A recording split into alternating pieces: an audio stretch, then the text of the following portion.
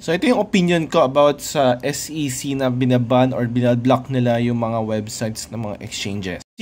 Akala mo na once na binlock nila tong mga foreign exchanges, unregulated exchanges, mapipilitan yung mga users na gumamit ng local exchanges. Doon sila nagkakamali. Ang gagawin lang ng mga users, hahanap sila ng ibang paraan para makapag-trade sila ng crypto nang hindi gumagamit ng local exchanges. Ang living proof dyan, yung naban yung Binance last year, lumipat ba sila sa local exchanges? Hindi, gumamit sila ng iba pang unregulated exchanges. So kung ano man ginagawa ng SEC para mapilitan tayong gumamit ng local exchanges, I don't think mag-work yan. Gahanap pa rin tayo ng paraan para gumamit ng mga iba pang exchanges besides local exchanges.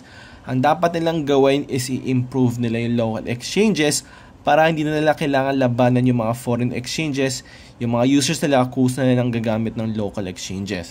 One good example para lumipat yung mga users sa local exchanges, lagi nilang nireklamo mataas yung fees.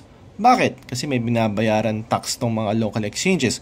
Bakit hindi nila bigyan ng exception or babaan yung tax fees ng itong mga companies na to para hindi malipat yung burden sa atin para mabawasan yung mga trading fees ng mga to. Other suggestions, syempre kailangan nilang i-improve yung customer service ng mga local exchanges.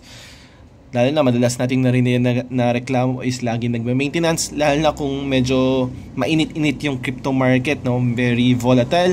Kung kailan nagiging volatile, kung kailan pwede malaki chance natin kumita, doon sila daw nagme-maintenance. So again, ang kailangan nilang gawin is i-improve yung services ng local exchanges, hindi yung sa pagbablock or pagbaban ng mga unregulated exchanges.